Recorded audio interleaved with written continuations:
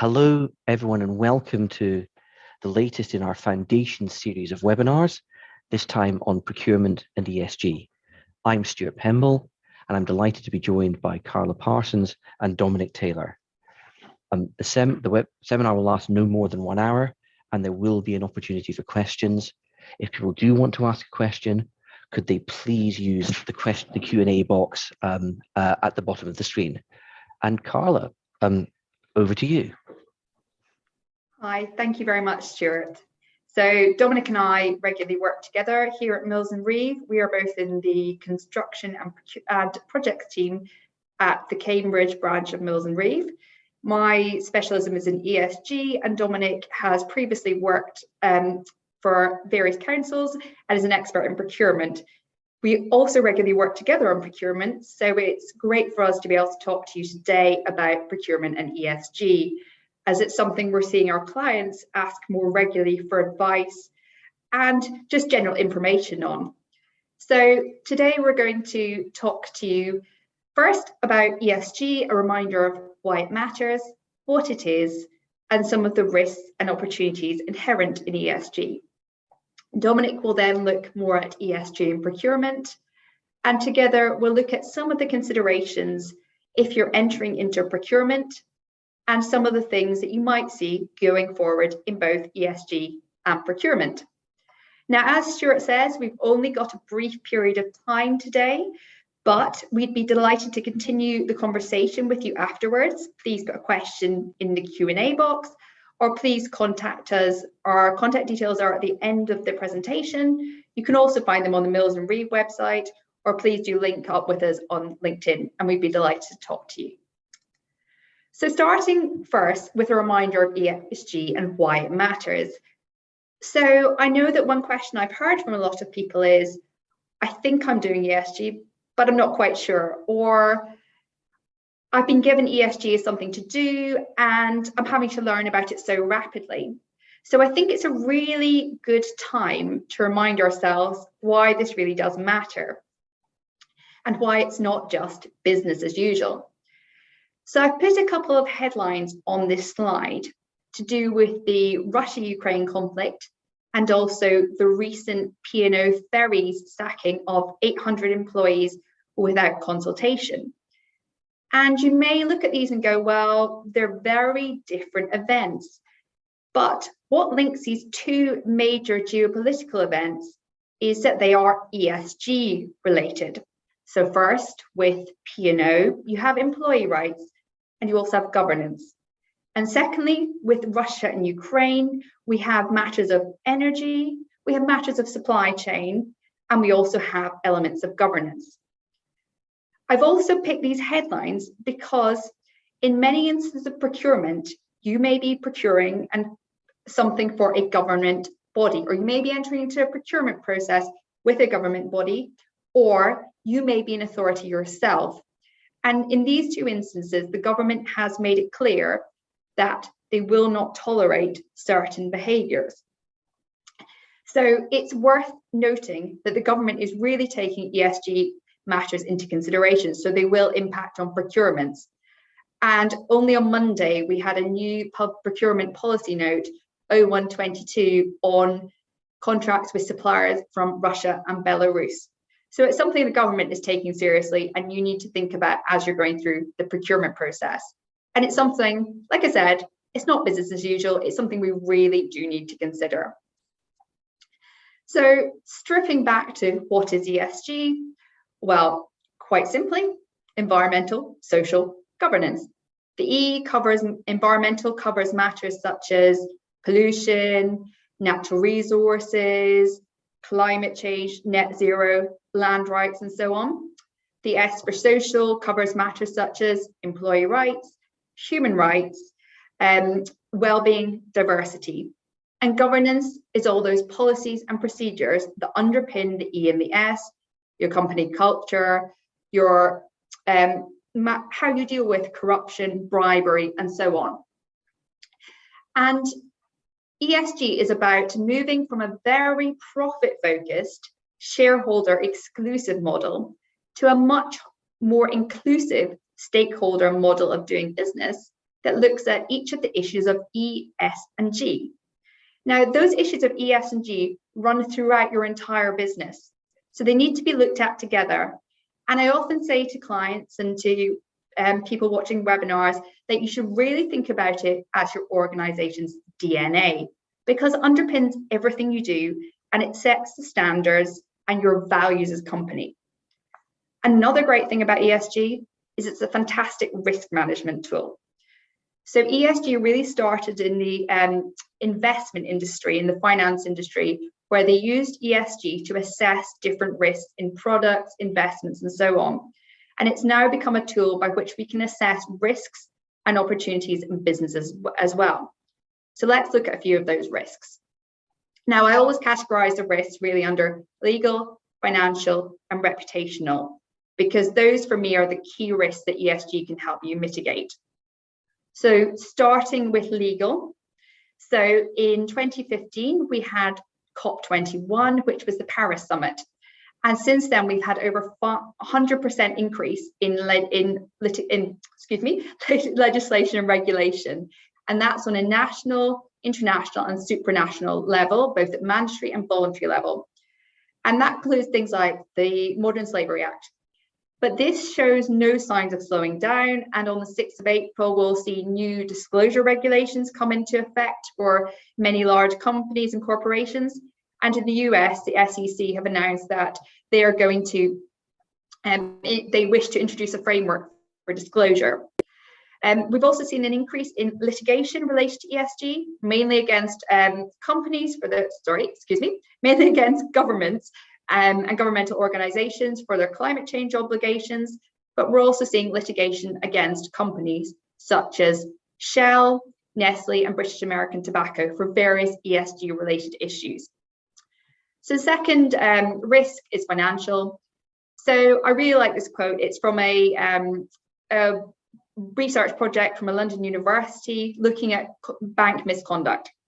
And it's the time period in which those 20 banks paid conduct costs was only a period of 10 years, which means each of those banks, for their failure to take ESG into consideration, were paying around £2 billion a year. That's a huge amount of money for not taking ESG into consideration. And that covered things like fines, legal costs, costs of rectifying their actions.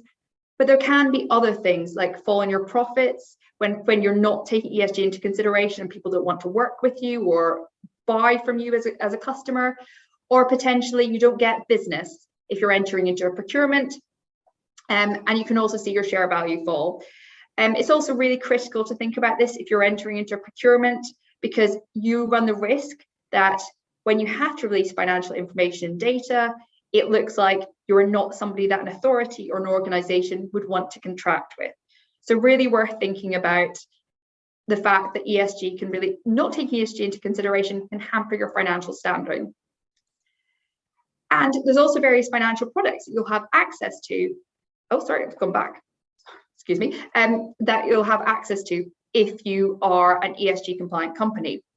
And finally, reputation is another major risk that you run if you don't take ESG into consideration. So P&O have seen a massive fall in their bookings following the sacking scandal.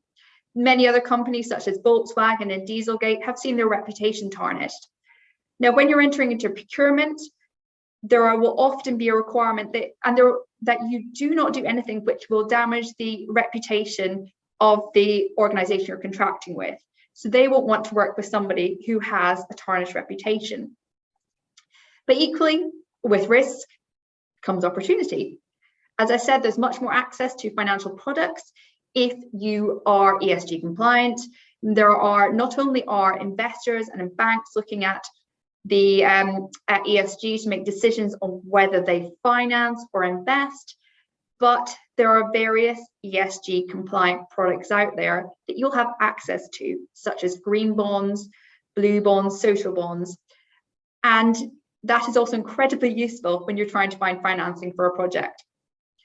And lastly, a huge opportunity with ESG is to do with people.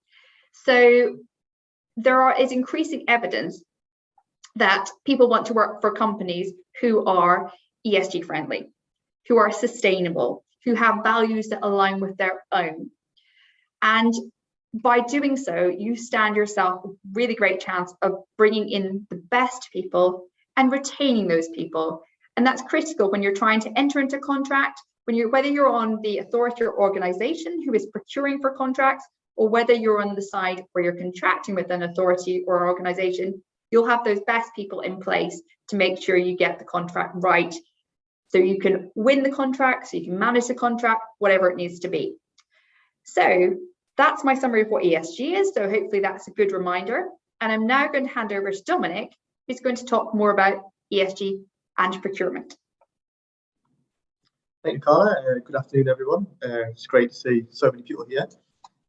So I'm just going to look at ESG in the procurement aspect, and I'm going to start with a discussion around the early seeds of the ESG in procurement, move on to PPN 0620, the social value model, look at what contracting authorities should be doing in response to that, what contractors should be doing. We're going to have a brief look at PPN 0521, which is the National Procurement Policy Statement, and then have a quick look at what's coming down the line. Most of what I talk about today will be related to the public contract regulations, but a lot of the ideas will apply to the concession contract regulations and the defence and security public contract regulations. Next slide, please, Carl. So obviously you will have found ESG is becoming much more prominent nowadays, but the seed in public procurement can be traced back many years. So back in 2012, the heady days of the coalition government, the Public Services Social Value Act was published, in which contracting authorities were placed under an obligation when procuring services to consider how they can conduct the procurement in a way to improve economic, social, and environmental well-being. Obviously, some of the concepts in ESG. Now, the Act was aimed primarily or entirely at pre-tender stage. Authorities were under an obligation to consider it, but didn't have to take any additional steps. So obviously, the impact wasn't as large as has been in recent days. The PCRs themselves have elements of ESG throughout as well. So if you look at Regulation 57, for example, some of the mandatory grounds for exclusion include breach of modern slavery. Some of the discretionary grounds include breach of obligations in the field of environment, social and labour law. Again, those ESG themes. As I say, though, the provisions were aimed mostly at either the selection stage or pre-tender stage. There was no real attempt to have it impact the final outcome of procurement. There may be many reasons for that. For example, there's a requirement in the regulations to award to the most economically advantageous tender. Trying to get that link between social value and the most economically advantageous could be quite difficult, and it places a risk on authorities that they may not want to take. A link to that is the requirement to have the social value element linked to the actual substance of the contract. Again, places a risk on authorities that they likely don't want to take. There was very little guidance from the government at the time, and there was very large economic constraints on contracting authorities. We were coming out of the recession, 2008, 2009, and many authorities simply didn't have the resources to look at introducing a social value ESG element into their procurements. So the focus was very much still on achieving the best commercial outcome. Next slide, please, Carla. So if we fast forward to September 2020 and the coronavirus pandemic, the government published PPN 0620. Now, it's not sure whether the PPN was as a result of the coronavirus pandemic or was in the pipeline beforehand, but in any event, it set up new requirements for central government bodies to explicitly evaluate social value, where the requirements were related and proportionate to the subject matter of the contract. Now, this meant contracting authorities were required to give a minimum 10% weighting to social value in their tender evaluation. This goes much further than the requirement in the 2012 legislation just to consider it in pre-tender stage. Now, the government also in that PPN made clear that the social value benefit must be over and above the actual core deliverable of the tender. The example given in the PPN itself was that if you were procuring a contract for the supply of employment support for the public, something which would often be considered social value, because that was actually the nature of the contract, you couldn't include that 10% weighting within that element. So obviously there's an element of confusion. So to help with this, the government published the social value model that was connected to the PPN itself. And the model is designed to ensure that social value benefits are actually achievable. So what are the benefits? What is social value? So the model uses themes and policy outcomes which are very similar to the ESG points that Carla was talking about before. For example, there's COVID-19 recovery, and the policy outcome being to help local communities manage the recovery from the impact of COVID-19. There's other ones around tackling economic inequality, creating new businesses, new jobs, new skills, and also things around fighting climate change, well-being, improving health and well-being, improving community cohesion, a number of elements which traditionally fall within ESG. Now, the model is very useful, but there's still the requirements under the regulations. For example, that it must be linked to the subject matter of the contract, it must also be relevant and proportionate. But there appears to be a clear move away from having social value and ESG in the pre-tender stage, the selection process, and moving it into the award criteria, trying to make social value benefits something which come out of a procurement themselves. Next slide, please, Carla. So what should you consider as contracting authorities, as contractors yourselves? So starting with contracting authorities. First thing is, obviously, does PPN 0620 apply to your organisation? As I say, it only applies to central government authorities. That being said, NHS have just announced that starting from tomorrow, in their new NHS Greener programme, they're going to be adopting the social value model. I've seen many local authorities adopt the social value model, even though they're not actually required to do so. It shows a clear intent for all public authorities to move towards this social value ESG idea. If you are going to move towards it, or if you have to move towards it, important point is how much resources and time should you devote to social value. Now, social value is quite a complex area. It's quite a niche area. So you're likely going to need very specific resources, which can be costly. Maybe an element of concern for local authorities about the cost involved in this. We should remember that this is an opportunity to have additional benefits on top of the actual element of the contract of procuring. An interesting point also to consider is potential political impacts. For example, local authorities could be strongly Conservatives, could be strongly Labour, and that may actually impact on what form of social value a particular contract's trying to achieve. And finally, just a more practical aspect is guidance. As I said before, a lot of authorities were concerned at the start when the 2012 legislation came out about the lack of guidance on how to incorporate social value into their procurements. So the recently released outsourcing playbook, construction playbook, digital and technology playbook, and even the social value model guidance itself should all be looked at, should be used in a way to try and help you through this process. Next slide, please, Carla. So contractors themselves, what you should be doing. First of all, first requirement is just to ensure you're fully compliant with the obligations at selection stage. There's no point presenting a fantastic social value benefit if you've got a breach of environmental law that leads to you being kicked out of procurement. Something you should try and deal with at the initial stage. Second, ensure you've got the adequate resources to your social value response. 10% weighting could potentially be the difference between being awarded a contract and not. We're working with some authorities at the moment where they're looking at even larger social value percentages. So if you devote those resources to social value, you've got the opportunity to win a tender, even if, for example, your price is too high. And that leads to the third point. Consider the balance between price and social value. Is it worth having a little higher contract value price if your social value score is much better? It's all about weighing up that evaluation criteria. And finally, while there may be a temptation to big up your social value and ESG credentials, you need to remember that if you mislead procurement, that could actually result in you being excluded from future procurements. So there needs to be that balance between trying to provide the best social value benefit you can and then straying a bit too far. Thank you, Carla. I think, are you going to address a few of the issues around the contract itself?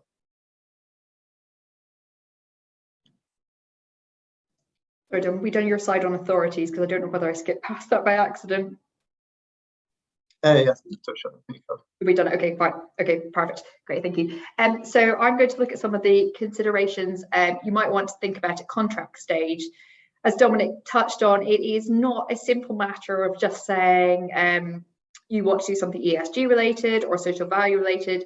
It's something you need to think carefully about. And as Dom made in his last point, it's really critical that you don't say you do something that you don't. There are more and more moves to set something in legislation or regulation against greenwashing. And greenwashing is essentially making claims about your ESG credentials that are just not correct. And we've got it for various labeling things now. but we don't have it for anything else. So it's definitely a watch this space. Don't contract something you can't commit to, and just don't do it. It's a very bad idea. And moving on from that, one thing to be really mindful as you contract, whether you're writing the contract yourself or negotiating it, is being really clear about what your social value or ESG that you're committing to is. As Dominic mentioned earlier, we've got the social value model, which is designed to help you commit to elements of social value that are really clear and everybody understands what they're committing to, and it gives an element of consistency across different projects and contracts. And once you know what you're committing to, it's important you think about how you're going to measure that. Don't just pluck random figures out of the air. Make sure you think very critically and carefully about what can you commit to. Something like your emissions, committing to reduce your scope 1 and 2 emissions. That's your emissions that you are directly responsible for, and the emissions in scope 1 and the emissions that you produce indirectly through the electricity you consume, you can control. If you commit to reduce your scope 3 emissions, which are all those other emissions from up and down your supply chain, from the tiny widget that goes into whatever piece of kit that you're providing, produced in China, those emissions are including your scope 3 emissions. So be very mindful what you're committing to measure and what you're asking your contractors to measure, because it may not be achievable and you don't want to be in breach before you start your contract. And also, as well as measuring, how are you going to monitor and report on those social value aspects? Aligned with that is how do you hold to account and incentivize contractors and yourself on social values. If you're putting a very tiny deduction for not meeting your social value KPIs, is that really an incentivization? Are you really holding to account, or is it actually just cheaper for as a subcontractor to go, well, it's cheaper for me just to not do the thing you're asking me to do, which obviously is not in the spirit of the contract and not what you're doing, but you just have to be mindful and careful that you're setting those things at the right level. A good example is Southern Water, who were fined recently for dumping sewage. For them, it's cheaper to dump the sewage than actually deal with it properly. So just make sure you think carefully about how you hold to account and how you incentivize. As well as that, we need to think about passing obligations up and down our supply chain. It's not just the immediate contractors that will have obligations on them, but you'll need your subcontractors, your professional team, etc., to be committing to helping you with your social value obligations. It's no good committing to not having modern slavery when you potentially got a supplier further down the chain who is committing out a breach of modern slavery. We hope that doesn't exist, but the reality is it does. So it's making sure that you pass those obligations up and down, especially if you are committing to something like reducing your scope 3 emissions or to net zero. Another point I think is really important is that ESG isn't just about us doing something ourselves. Like I said earlier, it's very much part of an organization's DNA. It's not about doing things in silos, it's about collaborating.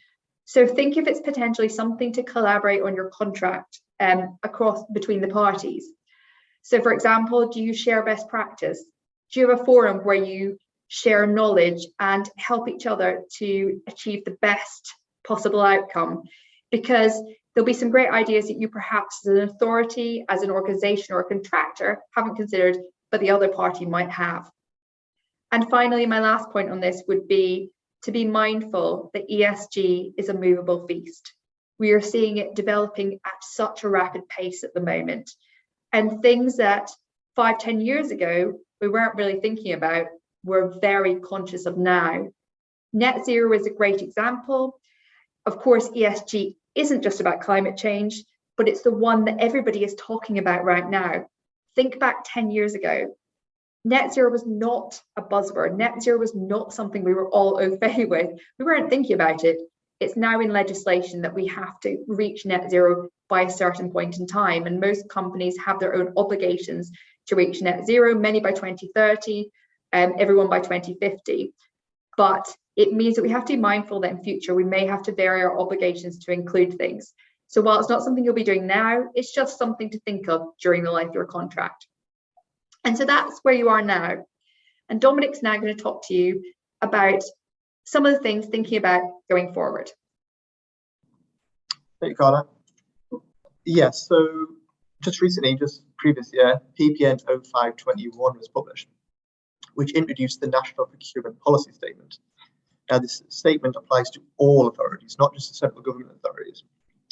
Now, while the statement doesn't go as far as PPN 0620 with social value model, it does place an obligation on all authorities that when conducting a procurement, they need to consider national priority outcomes alongside any local priority outcomes.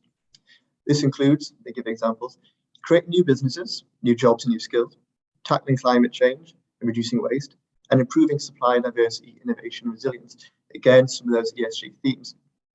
There's other obligations under the statement as well, which requires authorities to make sure that they've got all their procurement and contract management capabilities in place across their organisation. So there clearly appears to be an attempt to move this ESG social value element away from just central government authorities to other contracting authorities. While they don't go so far as to say there needs to be a minimum 10% social value weighting, it clearly is implying that that's the aim, that's where we want to go. They've also indicated that the requirements under the policy statement will become binding under legislation as opposed to just the PPN.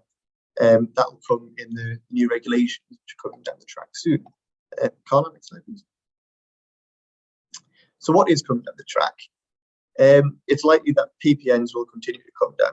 As you can see, we've got some listed there. We've had the Russian-Ukraine conflict PPN this week. The prompt payment PPNs coming into force very soon.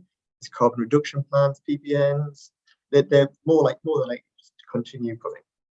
And then there's the biggie, the new regulations. So in December 2020, the government published the Green Paper, Transforming Public Procurement. There was a consultation process. That's now finished. The government have responded to all the issues raised. And that could be a webinar itself going through all potential changes. But there's a couple I've picked out which are probably quite relevant to the ESG itself. So first of all, there's the new principles. In particular, the new principle, the public good, which means that procurements must be conducted in accordance with public good. What does that mean? It seems likely that that's going to lead towards this new ESG social value element. Also, there's a requirement now to, instead of awarding to the most economically advantageous tender, to award to the most advantageous tender.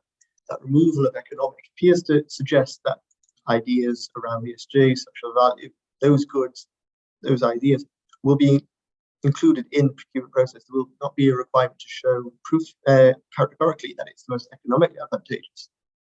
And finally, an interesting one. I spoke before about if you're determining the social value, it has to be linked to the nature of the contract. So, for example, if you're procuring some stationery, the idea of linking it to net zero may be difficult to justify. The regulations proposed suggest that central government, Secretary of State, will be able to break that link, the requirement for a link in a procurement. So if you were procuring stationery, you may be able to include some net zero elements within it. Again, it's all pointing towards social value, ESG just growing in the years to come. Obviously, we'll have to keep an eye on what happens with the regulations. Carla, over to you. Thanks, Dom. So I'm finally going to look at a couple of ESG trends to be aware of going forward.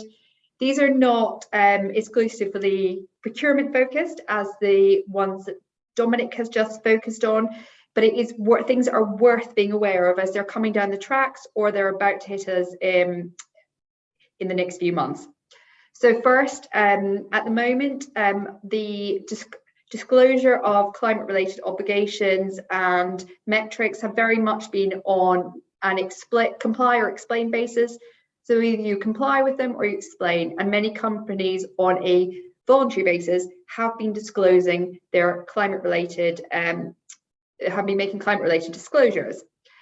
But there's been no consistency in this. So one change from the 6th of April is there'll be enhanced disclosure requirements for 1,300 of the biggest companies and financial institutions in the UK, and it'll be using one framework, which is the Task Force on Climate Change, the Task Force on Climate Change framework. And this is an attempt by the government to increase transparency and consistency of disclosure. And it's really useful because if you, for example, as an investor are looking at a company, it's very difficult at the moment to tell one company from another because they're not necessarily using the same metrics. So this will make it much easier to tell how companies are doing. The US in the last week have also announced that they are proposing from the Securities and Exchange Commission a very similar regime, but it will be much broader, and the proposals cover all companies. So if that gets passed, the US will also be using a similar TCFD framework. A second trend to be aware of is mandatory supply chain due diligence. We don't have this in the UK yet, but we're seeing more and more companies across Europe bring it in. There's been an EU one proposed for a while, but we've seen Germany as the latest country to make supply chain due diligence mandatory. And it's worth being aware of because it is, if it's happening in Europe, it's something that may happen in the UK. And the proposals generally do include that it's not just if you are based in Europe, but if you operate at all or any part of your supply chain is in Europe, then you have to disclose. So a UK company operating in Europe would have to disclose. So worth being aware of. And finally, just a trend amongst finance institutions and insurance. As I've stated previously, there is greater access to finance if you're ESG compliant, if you can meet the requirements of finance institutions for ESG, but also there are more products available to you, and insurers are more and more moving away from ESG unfriendly products and companies. For example, more and more insurers are saying they're moving out of fossil fuels. And one of the major headlines of the last year was the fact that AXA dumped the German coal company RWE because they're a fossil fuel company. So that is a trend we're seeing going forward. And as I said, these are not specifically procurement related, but they're major ESG trends that we're seeing now and will likely continue this year and further along the tracks, as well as things such as net zero, which most people are aware of. So we do have a huge range of resources available at Mills and Reeve if you want further information about procurement. We've got some great accesses on our procurement portal. So we've got some links here, and you'll get access to these slides. You'll be able to take a look. We also have a wealth of ESG information available to you. But as I've already said, should you wish to continue this conversation with us, please do ask us a question now, or come back to us by email, by LinkedIn, by whatever method suits you. And we'd be delighted to continue this conversation about ESG and procurement with you. I'm now going to hand back to Stuart, who's going to open the floor for questions. Thanks so much, Carla and Dominic. We've had quite a few questions come in. Dom, quite a lot on the PPN. So in no particular order, the social value model PPN, is this applied to all procurements or just those over a certain value? So the PPN itself says it applies to procurements under the public contract regulations, which suggests it certainly applies to above threshold procurements. Whether it applies to below threshold is debatable. Obviously, the PCR, some elements still apply to below threshold procurements. I would suggest it likely won't, simply because if you're procuring a very minimal contract, the idea that you need to undertake a full social value evaluation seems a bit of a stretch. But anything above threshold, yeah, if you're a central government authority is court, you have to apply the model. And sort of following on from that, questions about how do you justify the allocation of 10% if some elements are not applicable and we end up with different weightings for matters in different procurement projects? For example, 2% in one and 5% in other, and the question's asked knowing that 10% is quotes the minimum, close quotes. It is difficult. It is difficult. There's not much guidance specifically on that side. What I would suggest is, obviously, you don't have to have each of the 5 social value themes in your procurement. But if it is state 2, it's obviously safer to try and get that 10% from those 2, 6% code recovery, 4% economic inequality. But yeah, it is awkward when it doesn't appear that the contract actually fits quite nicely into one of those certain ones. So a sort of a watch this space, work in progress, rather than. I think the hope is obviously with more PPNs, the new regulations, it'll all become a bit more. Yeah. Okay, and again, following on from that, the question, the guidance talks about tendering, and so where does that leave frameworks, mini competitions, all of that sort of stuff? Are they all subject to that too? So the framework itself will be. You'll have to assign 10% or more if you want to the actual procuring of the framework. In relation to the mini competition, in many ways, it should have been caught under the initial framework anyway. If you're procuring a framework, if you're on a framework, you may actually not receive a contract. So it may be impossible to deliver that social value which you put in your initial tender. It would only be once you have a contract through the mini competition that you can actually start using that social value. What I would suggest is try and make very clear in your framework documents, that certain social value things will apply to the mini competition. You may want different social values applying to a different lot in the framework. So the more clarity you can have around that, the easier going forward. Okay, and one final question, and I'm not sure I quite follow where. So, comment that 10% weighting for social values for central organisations ? It doesn't apply to quote subcentral too. Does that make that? Do you following that? Yeah. So it applies to central government authorities. That's a requirement. Stuff like local authorities, the NHS, no actual requirement at this point. But as I said, we've seen a number of local authorities using this model for quite some time now. Like I said, the NHS from tomorrow is going to start making use of the social value model. So I think there's an understanding that it's coming down the track soon for potentially everyone. So the sooner you can jump on, the more experience you get, the easier it might be coming in a few years' time. We have had some queries, which actually I was typing away during the talks. A guest in Northern Ireland who's saying that they're a bit behind all of this, but very clearly it's coming down the line that then too.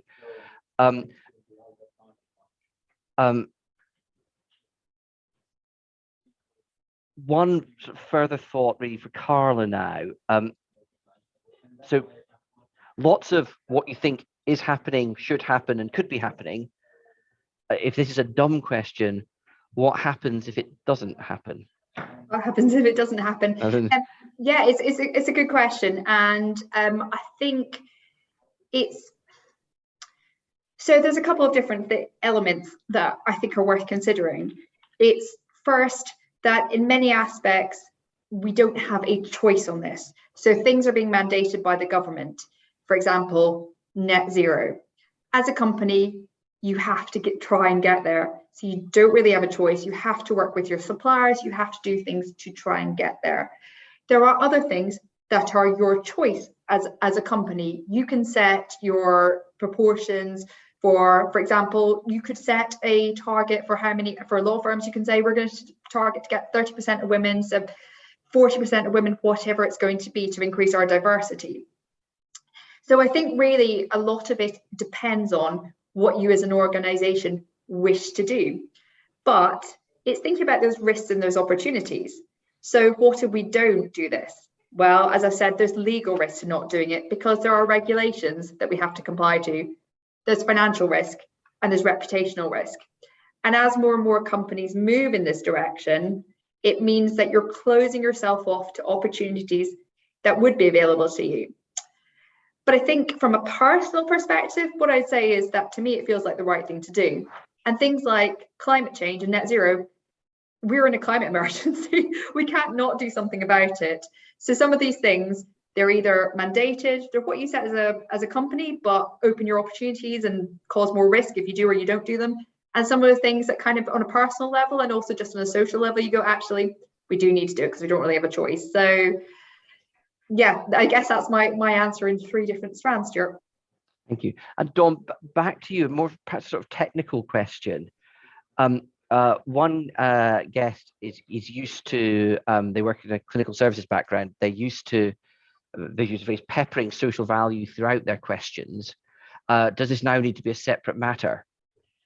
Or it's a good question. The PPN itself makes clear that it needs to be a separate benefit to the actual main source of the contract. Whether that means you can't have social value element in parts, like on top of the main source of the contract, but in addition to it, it's not very clear. That's definitely one which we'd have to give a bit extra thought on and carry into the procurement documents. But it's a good question. It's a very good question. Yeah, so it's work in progress. And well, Carla, another one for you, quite a punchy question, given what how you've answered the last one. Any thoughts on the Cabinet Office announcement on 21st March suggesting a rethink on social value, possibly with the aim of reining it back? Do we think that's I mean, I must admit I'm too scared to read the news these days. So I mean, thoughts on the direction of political travel?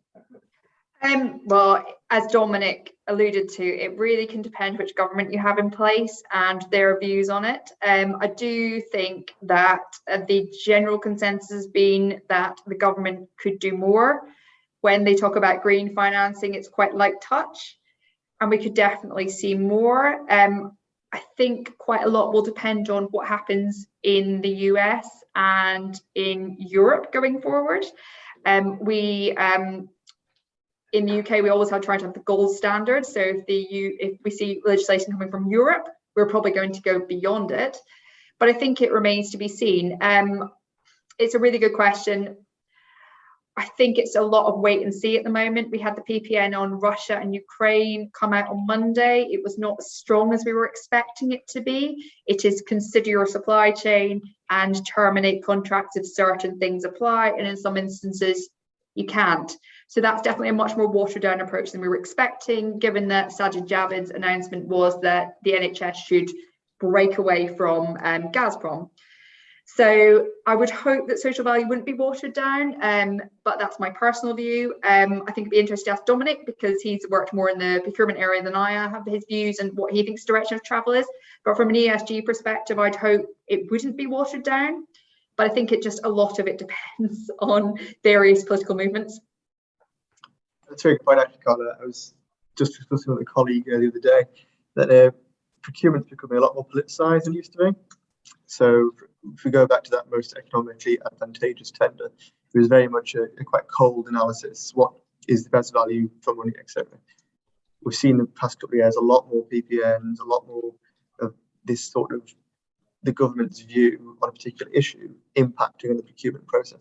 Now, whether that's a good thing or a bad thing is obviously for people to discuss, but it's certainly something which is happening. And I always think when the government gets a taste of something, they don't like to give it up. It is something. And also, we've not discussed it today, but it's interesting to see that sort of politicization is potentially moving into the new subsidy regime. So it's definitely something which looks like it's going to continue. And although obviously PPN 122 may not be as harsh as we thought it's going to be, I don't think that we should take that as being that they're going to step back from having tried to have some politics in procurement. Yeah, so the world. This is definitely an area where the world is the interaction between law and politics is becoming that there's more of a clash. I have been reminded by Shaylee Howard, another one of our procurement experts, that there is on YouTube, if you were to type Mills and Reeve making the most of social value in public procurement, there's an excellent webinar by Shaylee and a colleague, Jenny Beresford Jones, talking about some or all of these issues. I'm conscious of time. Carla, do you want to do move forward to the next slide, please? Sorry, it's not. Sorry, I'm clicking on, but apologies. Fantastic. So I think we'll try to draw matters to a close if we may. A couple of things. The next in our foundation series of webinars, we are excitedly going to do live as well as